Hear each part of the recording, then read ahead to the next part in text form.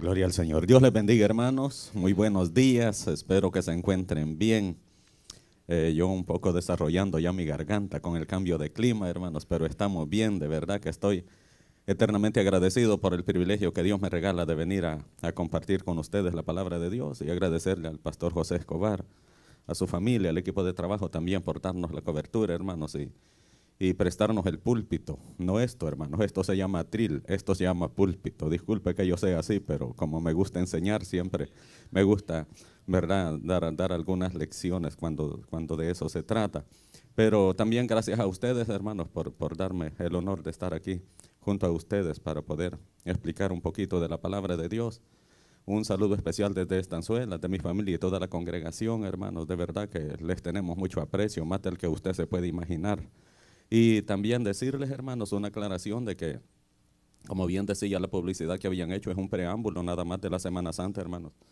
Hablar de Semana Santa tiene profundidades inmensas la Escritura acerca de eso, así es que me imagino que en la propia Semana Santa van a explicar en detalle algunos de los eventos de la Semana Santa. Yo solo voy a tocar algunos rasgos especiales y generales de toda la semana, porque no alcanza el tiempo para profundizar mucho.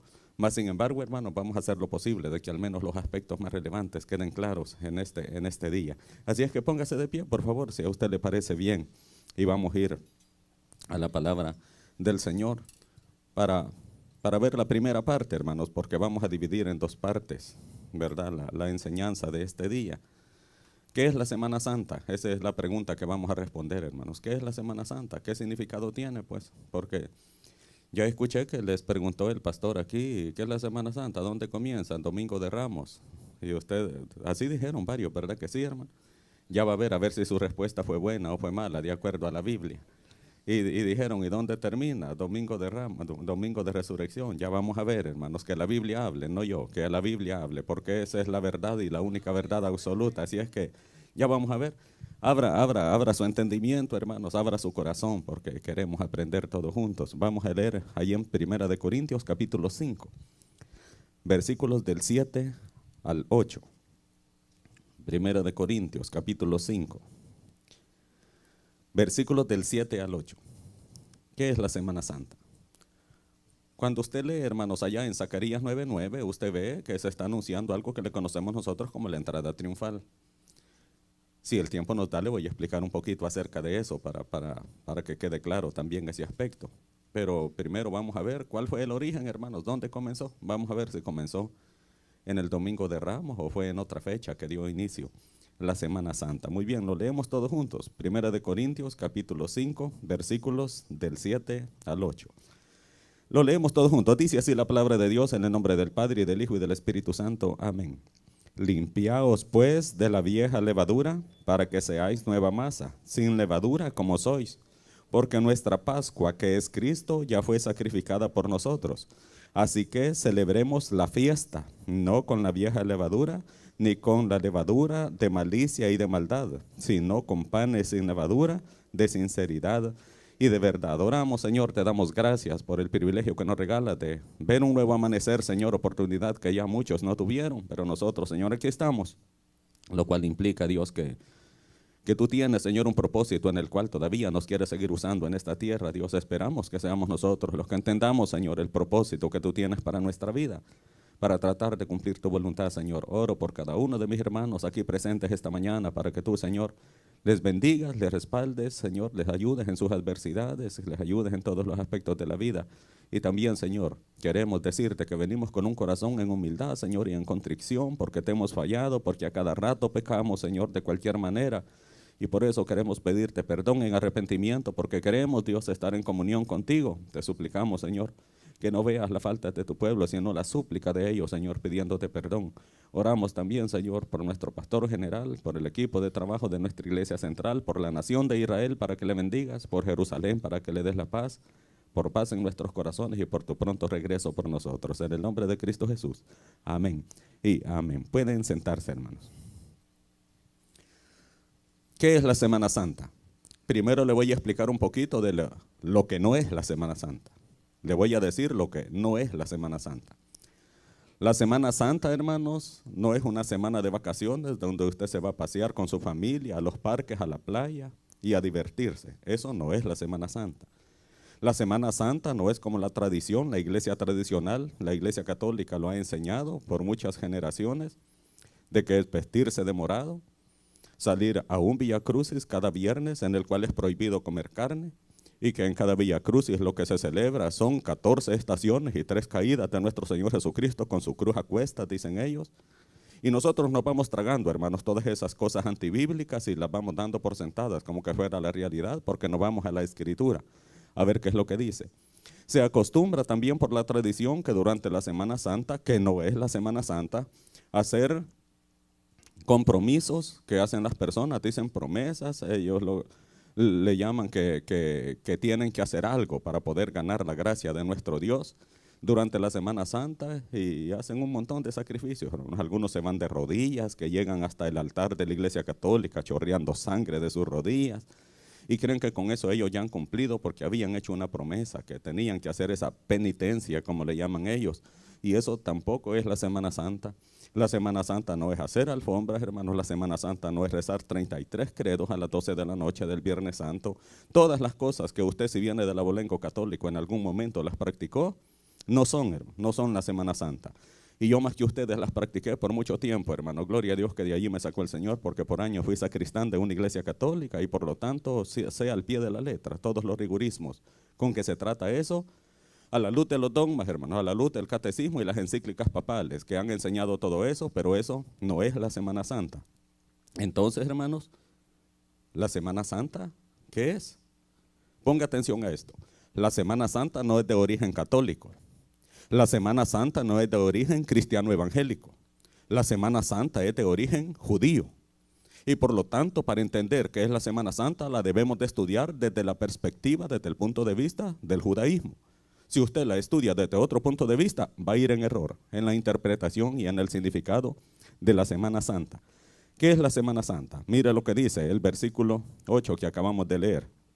Así que celebremos, que ¿qué dice, hermanos? Eso quiere decir que la Semana Santa es una fiesta. ¿Pero cuál fiesta? Si la nación de Israel, la nación judía, tiene 7 fiestas principales. Pero de esas 7 fiestas principales hay 3 que son las más importantes. Y esa es la de los panes sin levadura o Pascua, como se le llama aquí. Está la de las semanas o la de Pentecostés. Y está también la de los tabernáculos, cuando ellos conmemoran, de cuando anduvieron en el desierto allá en la época, ¿verdad? Que andaban huyendo.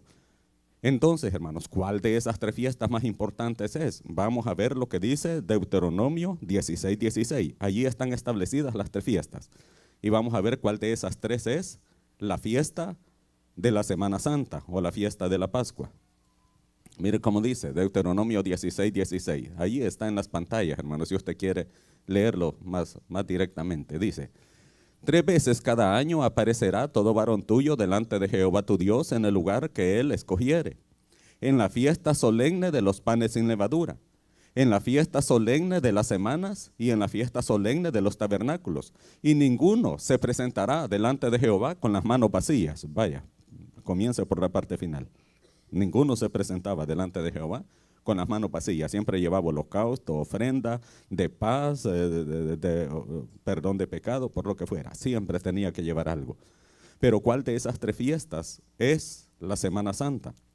La Semana Santa es la fiesta de los panes sin levadura, conocida como la fiesta de la Pascua. Solo las dividía un día a las 2, solo las dividía un día nada más. Por eso es que después de la Santa Cena de nuestro Señor Jesús en el aposento alto con sus discípulos, que es la última cena que estaba celebrando, la cena pascual, luego venía los panes sin levadura. Entonces partimos de que es una fiesta judía. La Semana Santa es una fiesta judía, que al final quien establece en qué momento es que se lleva a cabo la Semana Santa es el calendario romano. Pues ni modo, hermanos, no tenemos otro calendario al cual nos sometemos, porque ya los otros calendarios que se ocupaban en los primeros siglos, pues ya no están operando. Y ya vamos a ver un poquito más acerca de eso. Entonces, hermanos, ¿qué es la Semana Santa? Es una de las 3 fiestas judías. Es la fiesta de los panes sin levadura. ¿Cómo tuvo su origen? Mire, hermano, para explicarle todo eso tendríamos que leer todo el libro de Éxodo, así es que voy a tratar de resumirlo. ¿Dónde es que comenzó todo? Usted recuerda, hermanos, de que cuando fue a parar allá a Egipto, José, ¿verdad? Que estuvo preso y todo lo demás, luego el faraón lo saca para que interpretara los sueños de las 7 vacas gordas, 7 vacas flacas y las espigas.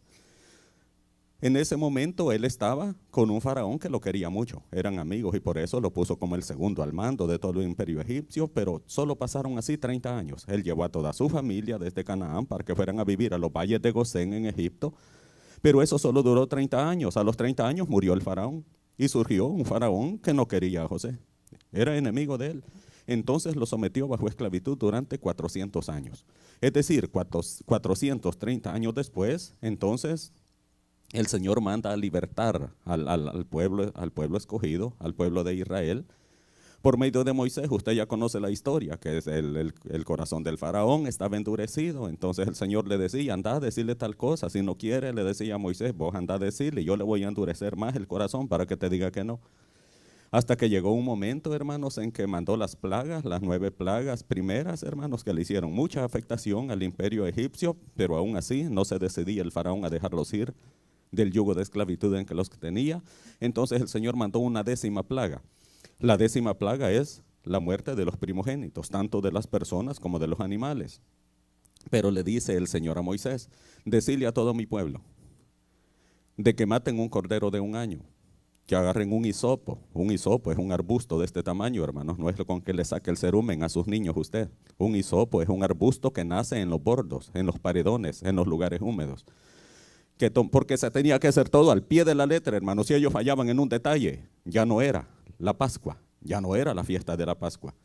Entonces que agarren un cordero de 1 año, que derramen la sangre en un balde, que agarren un hisopo, que pinten los dinteles de las puertas, llámese mocheta para los que entendemos el lenguaje de los carpinteros, que pinten los dinteles de las puertas, porque esta noche yo voy a matar a todos los primogénitos de las personas y de los animales, y solo en aquellas puertas que estén pintadas con la sangre de ese cordero, allí no va a entrar el ángel que yo voy a enviar, que es el ángel de la muerte.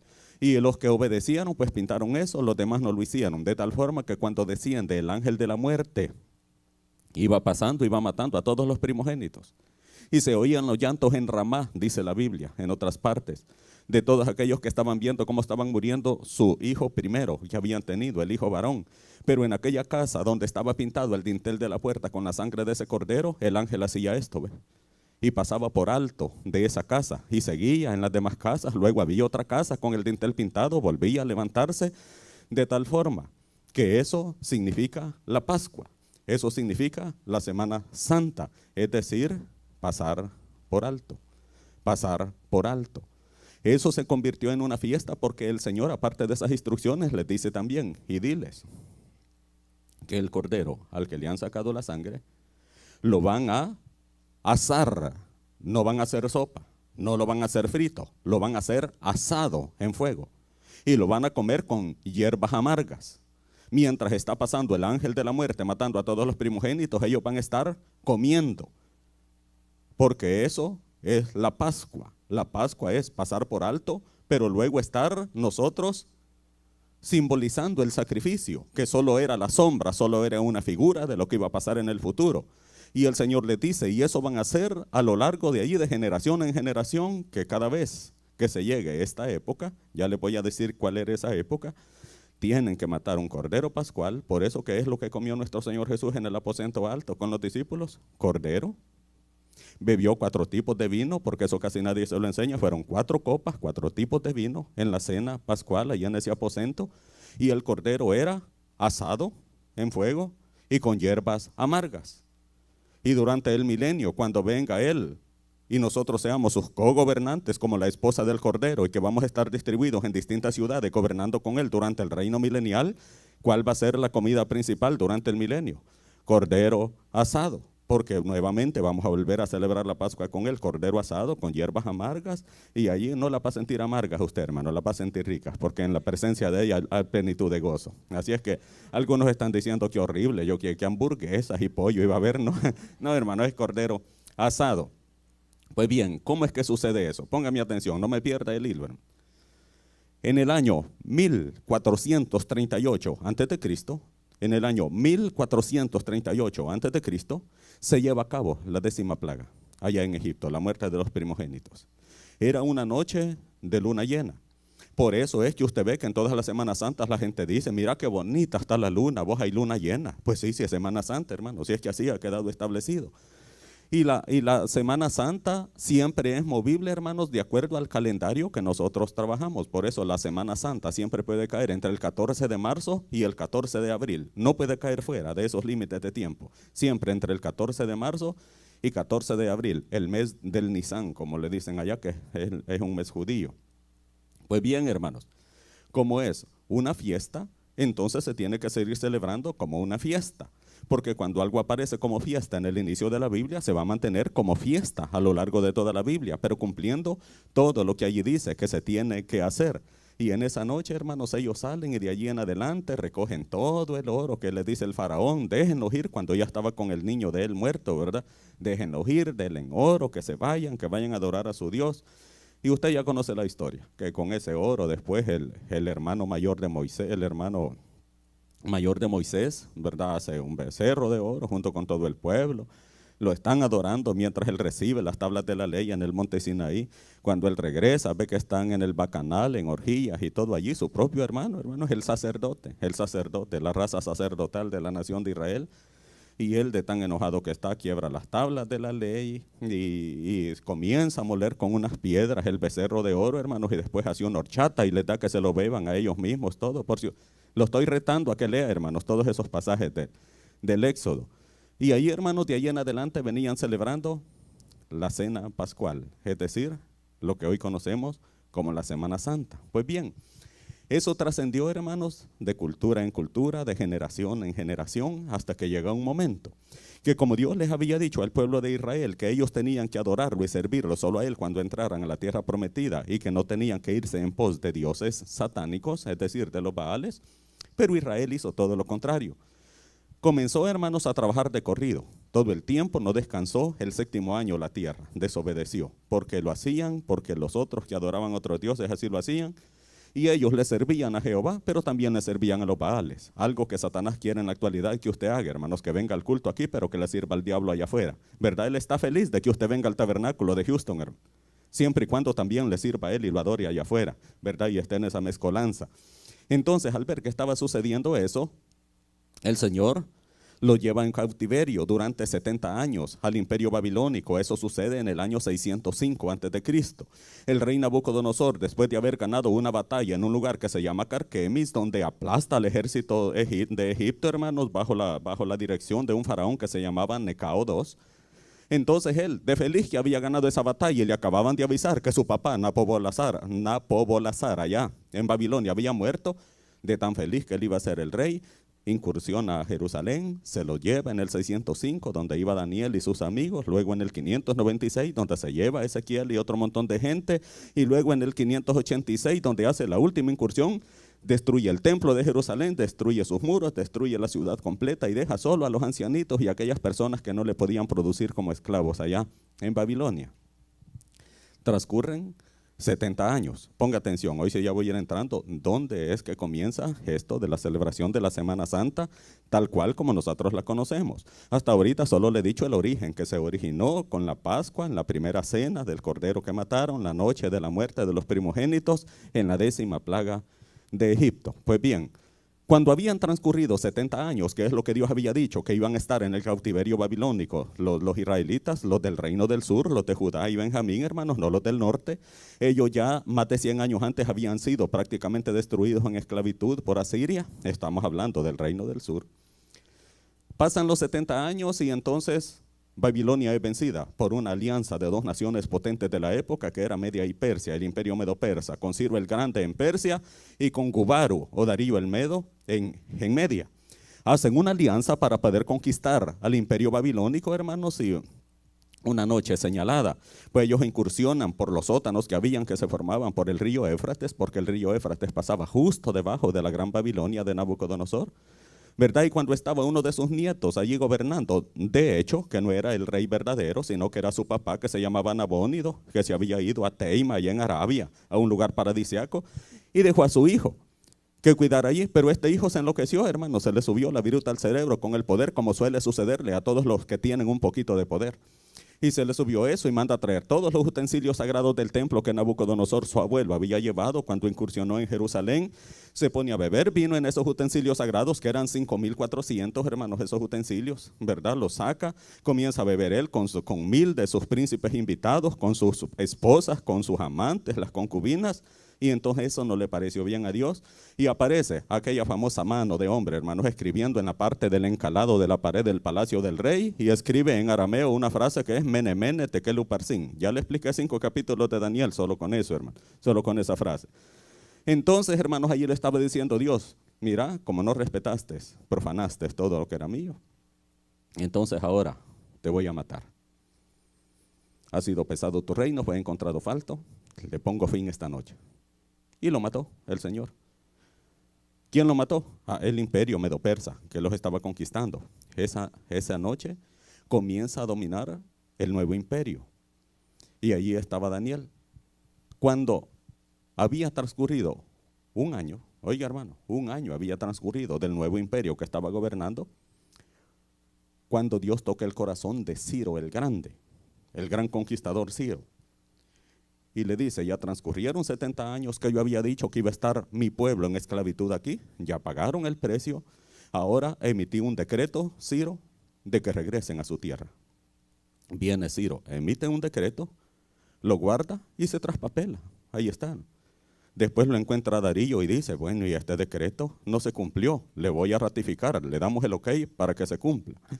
Y luego de ese decreto es que comienza la profecía más grande de toda la Biblia, que se llama las 70 semanas de Daniel, que seguramente usted ya las ha escuchado. Eso tiene mucho que ver para entender la Semana Santa. Sin esa profecía no entiende cuál es el significado de la Semana Santa. Allá en el capítulo 9 de Daniel, versículos del 24 en adelante, solo lo vamos a hacer medio leidito, hermanos, porque es muy profundo toda la enseñanza que está allí, pero algunos aspectos sencillitos tengo que enseñarles si me ayudan a ponerlo. En Daniel capítulo 9, versículos del 24 en adelante, dice lo siguiente. Daniel 9, 24, mire lo que dice. 70 semanas están determinadas sobre tu pueblo y tu santa ciudad para terminar la prevaricación, poner fin al pecado, expiar la iniquidad, para traer la justicia perdurable y sellar la visión y la profecía y ungir al santo de los santos. 6 bendiciones especiales que son para el pueblo de Israel, que le van a ser dadas en la segunda venida de Jesús al final de la tribulación. No pierda esa idea. Dice el siguiente versículo. Sabe pues y entiende. Póngale atención a este versículo, hermano.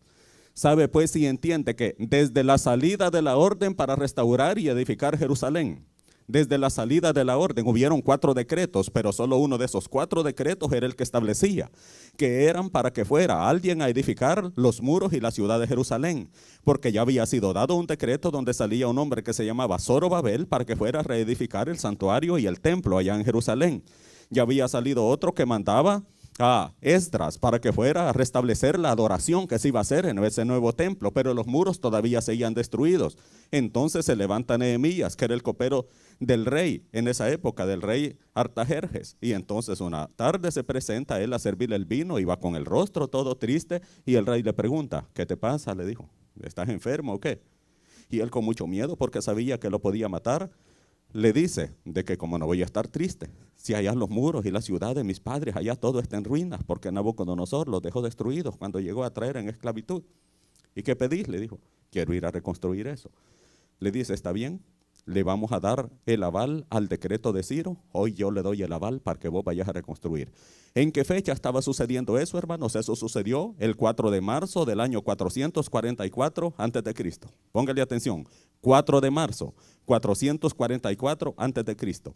Sale la orden de ese decreto, se va Esdras a reconstruir todo eso, reconstruyó el muro en 52 días, dice la Biblia. Y luego allí, con la salida de ese decreto, el 4 de marzo, allí arranca la profecía de las 70 semanas de Daniel. Son 70 semanas de años, son 70 semanas de años, no son de días.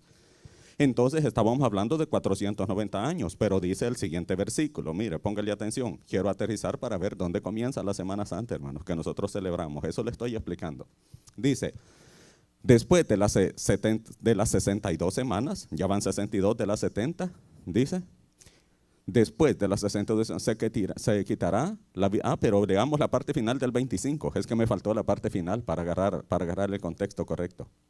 Dice, Habrá, dice, sabe pues y entiende que desde la salida de la orden, del decreto que le da Artajerjes a Nehemías para ir a reconstruir los muros y la ciudad, dice, para restaurar y edificar Jerusalén hasta el Mesías príncipe. Cuando dice hasta el Mesías príncipe, se está refiriendo hasta la entrada triunfal, hasta el domingo de Ramos, aquel domingo donde entra Jesús cabalgando en un burrito como el príncipe de paz de Israel, pero que Israel no lo recibió como su príncipe.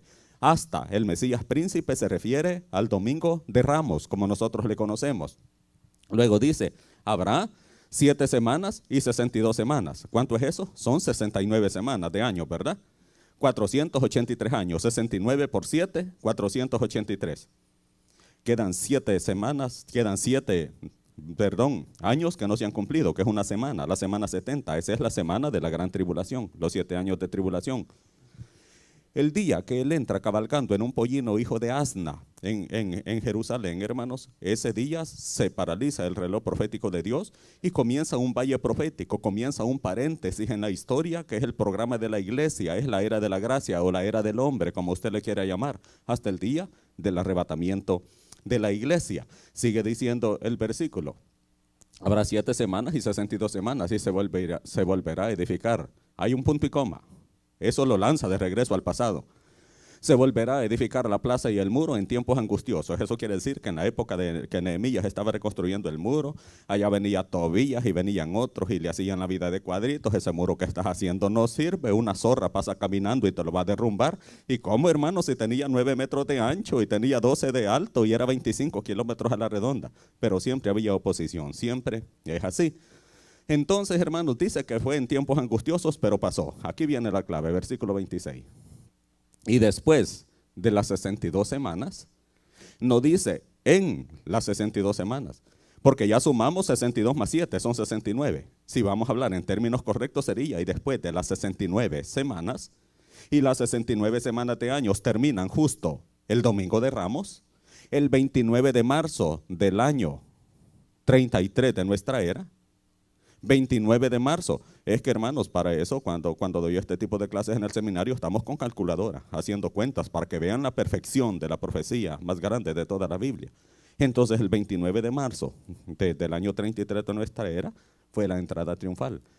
Ahí terminaron las 69 semanas primeros y ahí comienza la Semana Santa, tal cual como la conocemos nosotros hoy.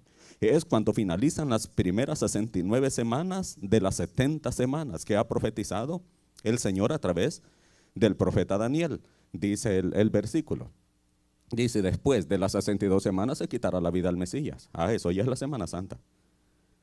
¿Cuánto tiempo después? De Domingo de Ramos hasta el Viernes Santo, que se presume, ¿verdad? Aunque yo no comparto mucho eso, lo más probable es que fue día miércoles, pero no le voy a botar su fe ahorita metiéndome a esos estudios, hermanos. Pero sigamos con la idea como que fue día viernes. Entonces quiere decir que transcurrieron 5 días y el día viernes se le quita la vida al Mesías, pero dice más no por sí. ¿Por qué dice más no por sí? Eso significa sin ninguna ventaja para él, sin haber cumplido lo que él venía a hacer en su primera venida. ¿Y qué es lo que él venía a hacer en su primera venida? A lo suyo vino, a establecer el reino de los cielos, a establecer el reino de 1000 años con la nación de Israel, con su pueblo, porque Jesús no vino para usted, hermano. Jesús vino para las ovejas de la casa de Israel. Nosotros hemos entrado en el plan salvífico de Dios por carambola, hermanos, por chiripón, solo porque de plano a él le plació en su misericordia que nosotros fuéramos los que íbamos a operar en el programa que él venía a establecer. A lo suyo vino, a establecer su reino de 1000 años con Israel, pero Israel lo rechazó, no quiso el reino de los cielos con él, dice, mas a los que le recibieron, a los que creen en su nombre, le dio la potestad de ser hechos hijos de Dios. Allí es donde nosotros nacemos como hijos de Dios para él. Gloria al Señor. Pues bien, seguimos con la idea. Mire lo que dice, se quitará la vida al Mesías. Eso quiere decir que la entrada triunfal, 5 días después le estaban quitando la vida al Mesías. Allí ya estamos en la Semana Santa. Dice después, y el pueblo de un príncipe que ha de venir destruirá la ciudad y el santuario. Eso se está refiriendo en primer lugar a una profecía que se cumplió en el año 70 de nuestra era con Tito el Romano. No Tito Flavio Vespasiano, hermanos. Flavio Vespasiano era un emperador. Tito el Romano era el jefe del ejército de ese emperador. Para los estudiantes de teología, tomen nota, hermano.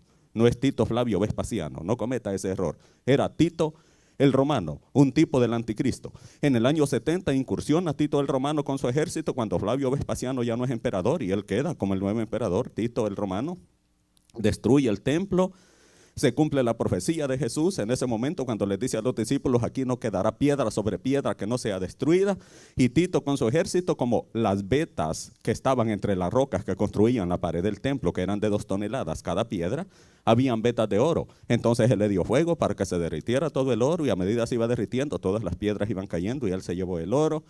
En el año 70 mató a un montón de mujeres. A las mujeres embarazadas les abrían el estómago de un machetazo, les sacaban el feto, les metían un gato vivo, les cosían con pita para que las mujeres así murieran.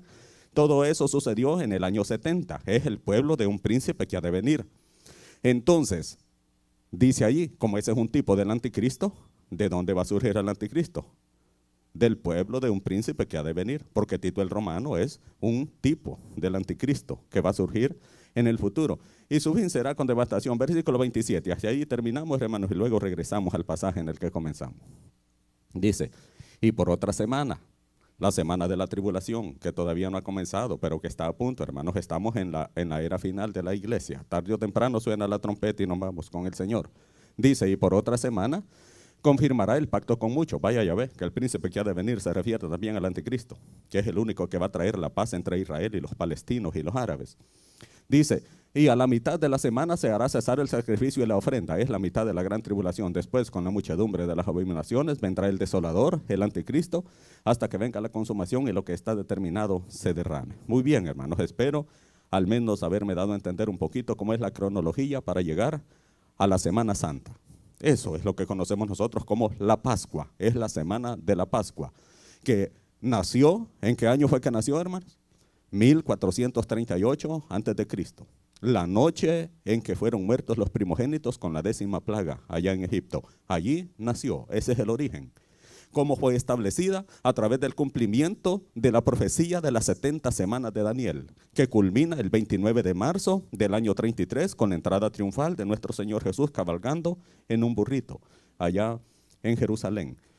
¿Qué sucedió durante esa Semana Santa? La primera y única Semana Santa. Nosotros solo hacemos celebraciones tratando de imitar lo que fue la Semana Santa, la semana de la Pascua. No es que cada año hay una Semana Santa, no, solo es una. Nosotros solo hacemos una conmemoración, un recuerdo nada más. ¿Qué es lo que sucedió verdaderamente en la Semana Santa original? Pues, si le queremos llamar así. Muy bien, voy a tratar de decirle solo recitados, hermanos. Si me adentro a decirle cada uno de los eventos, hermanos, se nos llega al final del día aquí. ¿Qué sucedió en la primera Semana Santa? Número 1, Jesús comienza su último viaje a Jerusalén. Unos días antes: muchachos, ya se llegó la hora que se va a cumplir la profecía, así es que acompáñenme, voy para Jerusalén. Algunos de los eventos, un montón de eventos sucedieron en su trayecto hacia Jerusalén, pero algunos de los más relevantes se los voy a mencionar para que usted se vaya haciendo la idea de la cronología. Bendice a los niños cerca del río Jordán. Dejad que los niños vengan a mí, porque de los tales es el reino de los cielos. Él estaba a horas de ser crucificado cuando eso sucede, porque iba en su último viaje a Jerusalén, donde iba a ser arrestado. Habla con el joven rico cerca del río Jordán. De eso le prediqué en la última ocasión que estuvimos aquí. ¿Se acuerda? Una respuesta inesperada, que llegó un hombre con pisto y quería que le rindieran adulación, como a lo mejor hacen algunos de ustedes, que por tener pisto creen que les tenemos que rendir pleitesía. No, hermano. El único que merece pleitesía y se la merece es nuestro Señor Jesús. Así es que gloria a Dios por eso. Mire, habla con el joven rico, luego también predice nuevamente su muerte y resurrección. Habla con Zaqueo en Jericó. Ya va, cuando va en el último viaje a Jerusalén, es que le sale el enanito, hermanos, allí. Y se da todo aquello que yo devuelvo 4 veces todo lo que les he defraudado a todos estos. No, bobo, le dijo, yo he venido a buscar y a salvar lo que se había perdido, ¿verdad? Se había perdido la salvación en el huerto del Edén. Él había venido a eso, a restaurar la salvación del alma de los seres humanos. Y luego visita la casa de Marta y María, sus entrañables amigas allá en Betania, hermanos, igual que Lázaro.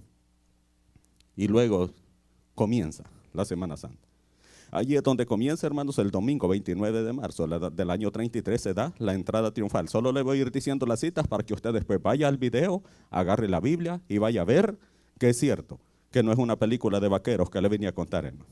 Allá va a la Biblia usted, por eso solo le voy a ir mencionando los versículos. Se da la entrada triunfal, está en varios evangelios, pero yo le he puesto Mateo 21:5, allí la va a ver. Se paraliza el reloj profético de Dios. Lo que le dije, allí el curso de las 70 semanas se vio detenido. Estamos en la era de la iglesia. Cuando sea el arrebatamiento, se vuelve a activar el reloj profético de Dios, donde va a castigar a su hijo Israel por el hecho de haberlo rechazado en su primera venida. Día lunes. ¿Qué sucede el día lunes de la Semana Santa? Jesús maldice a la higuera. Mateo 21, del 18 al 19. Es cuando, esto ya fue el día lunes, hermano. No fue el día de la entrada triunfal. El día de la entrada triunfal, entonces entra en el burrito, llega al templo, pero se va, hermanos, porque lo quieren matar y se va para Betania.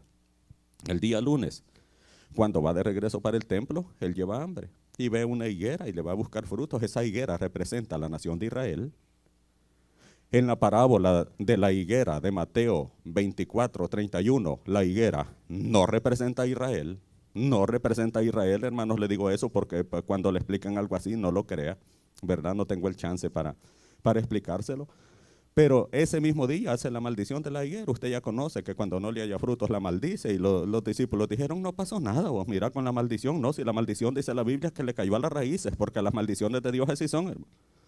Solo hay 3 fuentes de maldiciones y la fuente de maldición más potente es las maldiciones que vienen de parte de Dios a ciudades, a pueblos, a familias o a personas en particular. Dios maldice. El diablo maldice a través de los santeros, los hechiceros, y también el hombre maldice a través de su accionar con la boca. Pues bien, él maldice a la higuera, pero cuando iban de regreso ya estaba seca, ya se había secado. Porque eso estaba representando a la nación de Israel que no fructificó y que por eso ha quedado bajo maldición. La nación de Israel en la actualidad está bajo maldición, un juicio de maldición, de entenebrecimiento, que le va a ser quitado el día del arrebatamiento de la iglesia. Le va a ser quitado a ellos esa maldición para que durante la tribulación, si creen en Jesucristo, tienen que huir del anticristo y sus ejércitos durante los 7 años. Eso es lo que dice Mateo 24, 13, más el que persevere hasta el fin, este será salvo. Es durante los 7 años de tribulación. Deje de andar diciendo usted eso. ¿Qué tal, hermano? ¿Cómo le va? Aquí perseverando. Ya está en la tribulación. Usted entonces, ese es un término para la tribulación. El que persevere hasta el final de los 7 años huyendo del anticristo y no se deje marcar por el anticristo, entonces a ese se está refiriendo. Eso, purifica el templo. Ese día lunes es que llega a ser la purificación del templo. El templo es purificado en 2 ocasiones, hermanos, no se vaya a confundir. En la entrada inicial del ministerio público de Jesús, Él entra y llega a purificar el templo, a sacar a los cambistas, a los vendedores, a los sumos sacerdotes que estaban ahí, escribas y fariseos. En esta oportunidad es la segunda vez que Él purifica el templo. La segunda y la última vez que Él purifica el templo. Aquí, ¿verdad? Que se sienta, hermanos, y comienza a hacer un azote bien despacio y ve cómo se están bajando a toda la gente, estafándola, porque en la entrada de la iglesia vendían los palominos y los corderos. Y llegaba alguien, aquí vengo a ofrecer en holocausto este corderito, y le decían, no sirve. ¿Cómo no? Si es el mejor que tengo. No, pero no sirve. Allá ponelo, mira, aquí te vamos a vender uno bueno, ¿ves? A este vale tanto y allá. Y después ellos agarraban aquel que le habían quitado y lo traían para acá para revenderlo de nuevo. Así, hermano, qué tremendo, oye, era un negocio el asunto. Por eso el Señor se sentó despacio y después los agarra riendazos y les bota las mesas y todo lo que usted ya conoce. Eso sucedió el día lunes de la Semana Santa, el día lunes de la pasión y muerte de Jesús. Día lunes, día martes, se pone en duda la autoridad de nuestro Señor Jesús. Mateo 21, del 23 al 27, es cuando ya lo están, ¿verdad?, cuestionando acerca de su autoridad con que enseña. 2, ¿verdad?, en ese mismo día martes, enseña en el templo varias parábolas, hermanos. Mateo 21, 28 hasta Mateo 23, 39. Todas las parábolas que aparecen en esa parte de la Biblia, todas fueron dichas en el templo en un solo día, el día martes. Dio toda esa enseñanza nuestro Señor. ¿Qué más hizo el día martes? Es ungido en Betania, en la casa de Simón el leproso, Mateo 26, del 14 al 16. ¿Se acuerda, verdad? Cuando Simón el leproso allí lo recibe y grandes cosas, y llega aquella mujer que derrama un perfume en sus pies y le unge el pelo y con el cabello le seca los pies. Y bien enojados todos los que estaban allí. Y él le dijo, sí, vos no me ungiste la cabeza, ni me diste el guacalito con agua tibia para meter mis pies y todo lo demás. Ella hizo esto. Y esta es una unción porque yo ya me van a matar, pues y eso, él ya me está ungiendo para que vaya a cumplir con el único propósito con el cual había venido. Para venir a morir, para darnos a nosotros salvación y vida eterna, para complacer las demandas del Padre, desde luego, dándonos salvación a nosotros. Día miércoles. En este día miércoles, hermanos, casi nadie haya. ¿Qué es lo que sucedió en ese día miércoles? Yo sí encontré un pasaje que yo considero, hermanos, de acuerdo a mi saber y entender, que esto sucedió el día miércoles, que es el complot contra Jesús de Judas y los sacerdotes. Eso sucedió en ese día miércoles. Mateo 26, del 14 al 16, el mismo pasaje que le había dicho anteriormente. Día jueves, ¿qué sucede día jueves de esa semana? La última cena en el aposento alto, Mateo 26, del 17 al 29, predice la negación de Pedro. Allí mismo, Mateo 26, del 33 al 35. Solo de allí tendríamos mucho que hablar, qué implica la negación de Pedro, hermanos. Y cómo usted y yo lo negamos a cada rato, todos los días, pero criticamos a Pedro, porque lo negó, ¿verdad? Y luego, ¿qué más sucedió ese jueves? Jesús en Getsemaní, después de haber cenado, de haber tomado los 4 tipos de vinos en esa cena, después de que vio que Judas salió por una puerta, escapando ya para irlo a entregar, tal cual como tenía el trato con los sacerdotes, él canta un corito. Qué bonito ha de haber sido, ¿verdad, hermanos? Escuchar, así dice la Biblia, cantó un corito, cantó un himno. Luego se levantó y lo siguen los discípulos porque va al monte Getsemaní. ¿Qué sucede allí en el monte de Getsemaní? Estamos hablando de la noche de jueves.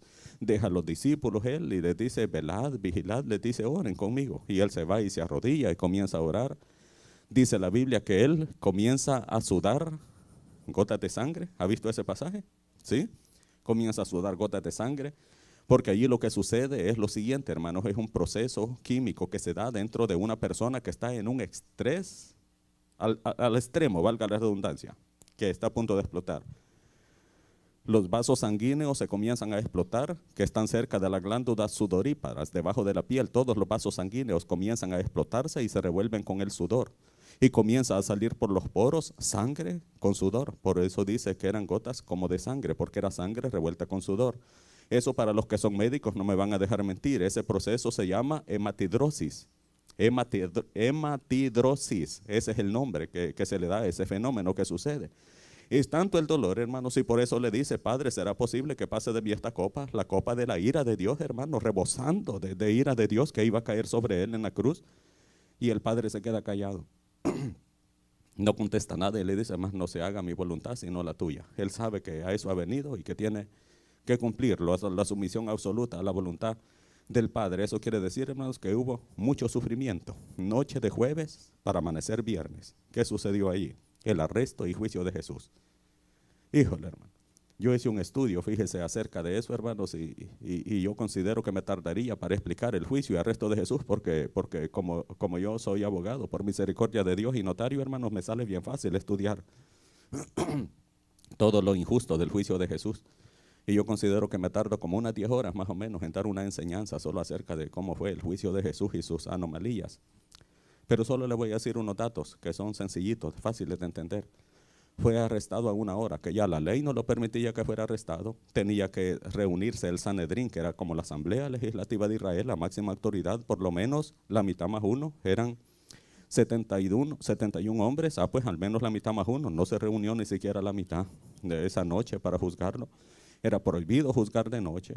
Y comenzaron a tirárselo como pelota de Herodes, a Pilato, y todo lo que usted ya conoce. Muchas gracias, hermana. Que el Señor le bendiga. Comenzaron a hacer todo ese juicio, hermanos, y después lo juzgan y comienza el castigo. Y quiero explicarle un poquito acerca de los castigos que sucedieron en la madrugada del día Viernes Santo, que nosotros le llamamos en la madrugada. Solo se lo voy a mencionar, no vamos a ir a cada pasaje, porque tendría que ir a todo el Salmo 22, a todo el Salmo 69, a todo Isaías prácticamente, capítulo 53 al 56. Solo le digo lo siguiente. Comenzaron a jugar con él la ruleta del rey, dicen los historiadores del primer siglo. ¿En qué consiste la ruleta del rey? Que cuando alguien iba a morir en una cruz, pero que era por sedición, ¿verdad? Porque ese es el delito que le acumulaban a él, la sedición, que él se quería apoderar del gobierno de Israel, cuando no era así, sino que el reino de él no era de este mundo. Hacían una ruleta en el suelo, los soldados romanos, ponían una estaca y ponían una regla, así como tipo flecha, y ponían todos los castigos alrededor. Dice un historiador que llegaba un soldado romano y le pegaba una patada a esa aguja y comenzaba a dar vuelta.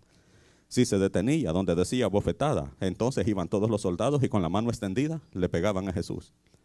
Si decía corona de espinas, se detuvo allí. Hicieron la corona de espinas, que no era así. Las espinas, como usted las ha visto en las estampitas católicas, y que una gotita de sangre chorrea por aquí. Eran espinas así, de 4 pulgadas, y que le atravesaron toda la sien, y es la parte que más irriga sangre en todo esto. Eso quiere decir que le bañó la cara de sangre, toda esa corona que le pusieron ahí. Y así sucesivamente. Si decía puñetazo, llegaban a darle con la mano apuñada en la cara. Si decía con caña, llegaban a darle con una caña. Si decía es el rey, le ponían un manto rojo que significa la realeza para burlarse de él. Y si decía latigazos, ponga atención a esto, hermano, ponga atención a esto. Siempre muchos enseñan diciendo que a él le dieron 40 azotes menos 1. Falso, hermano, mentira, no fue así. A él le dieron un montón de latigazos sin límite. Porque los que dicen que le dieron 40 azotes menos 1 están viendo desde la perspectiva de los judíos, pero quienes lo estaban azotando no eran los judíos, quienes lo estaban azotando eran los romanos. Y la ley judía establecía que eran 40 azotes menos 1, solo 39, porque si le daba los 40 ya no podía volver a ser castigado con ese mismo castigo, el sujeto. Pero la ley romana no tenía límite de azotes, y por lo tanto lo estaban azotando conforme a la ley romana. Y el azote era un látigo de 3 cuerdas así, pero que en toda la cuerda llevaba garfios así, de hierro, de hueso, de piedra, de lo que sea. De tal forma que en cada riendazo que le caía a la persona que tenían desnuda castigándola, en este caso a nuestro Señor Jesús, cuando la jalaban así, le sacaban los tendones y los pedazos de carne y toda la piel. Por eso es que en Isaías 53 dice que por su llaga fuimos todos curados, por su. Eso quiere decir que todo su cuerpo era una sola llaga. No eran varias llagas, era una sola llaga. No había una parte de su cuerpo que no estuviera botando sangre. Eso es. Y aparte de eso, si caía donde decía mesar la barba, le llegaban a agarrar de la barba, se la mecían y un solo jalón y se la arrancaban y le quedó la viva carne chorreando sangre. Y así cada uno de todos los castigos. Y decía escupida, todos comenzaban a sacar esputo, a sacar flema desde la garganta para echarle flema en la cara, todos a él.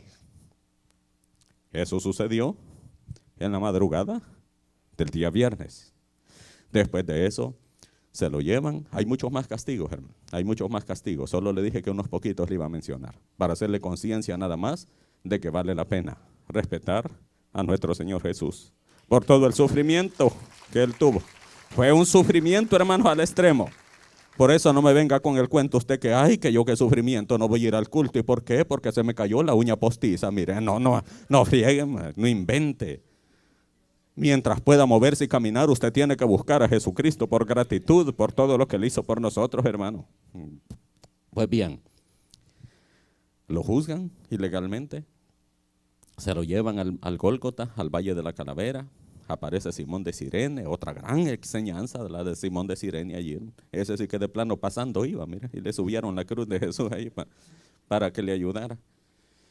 Lo crucifican, hermanos, y allí vienen aquellas famosas frases que solo se las voy a mencionar nada más porque yo tengo una enseñanza de esas frases, hermanos, de 1 hora y media, cada una de las 7 frases que dijo nuestro Señor Jesús desde la cruz. Allá en Estanzuelas he dado esas enseñanzas en muchas ocasiones. Cuando llega y lo crucifican, hermanos, con clavos así, del gruesor casi de la punta de este micrófono, así eran los clavos de gruesos, como el gruesor de mi dedo, grandes.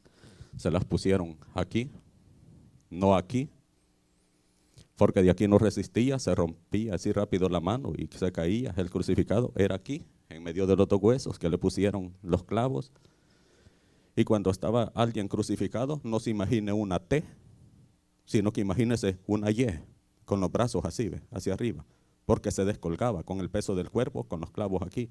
El que estaba preso ahí, una de las muertes más crueles que se ha inventado el ser humano, es la muerte de cruz.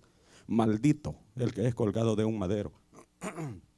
Eso significa que nuestro Señor Jesús se hizo maldición por el pecado de nosotros, ahí en la cruz. Pues bien, hermano, ya cuando estaba ahí, Él comienza a decir una frase, es que todas son frases de amor. Increíble, y cada una de ellas tiene una enseñanza en particular de un área de la vida de nosotros. ¿Qué sucede ese día viernes? Le comento. Simón de Cirene le ayuda. Algunas mujeres lloran por Jesús. Es crucificado entre 2 malhechores. Le ponen INRI en la cabeza de la cruz. echan suerte sobre sus ropas, es brutalmente escarnecido por todos. Eso sucedió entre las 9 y las 12 del mediodía. Y dijo las siguientes 3 frases él: Padre, perdónalos porque no saben lo que hacen. Esa es la única frase que él estuvo repitiendo constantemente a lo largo de las 6 horas que estuvo crucificado. Cada vez que él se iba quedando así, sentía que se asfixiaba porque las costillas se le metían en los pulmones. Él se jalaba con los brazos y decía: Padre, perdónalos porque no saben lo que hacen. No le estaban pidiendo perdón, pero él los estaba perdonando, porque así es como opera el perdón. Número 2, dijo: de cierto te digo que hoy estarás conmigo en el paraíso. Le dijo a uno de los malhechores que se arrepintió: mujer, he ahí tu hijo. Y a Juan, el amado, le dice: he ahí tu madre. Eso es antes de las 12. Después de las 12, ¿qué sucede? Después del mediodía, desde las 12 hasta las 3 de la tarde, dice las siguientes frases: Dios mío, ¿por qué me has desamparado? Luego dice: tengo sed. Luego dice: tetelestai, consumado es, ¿verdad? Padre, en tus manos encomiendo mi espíritu.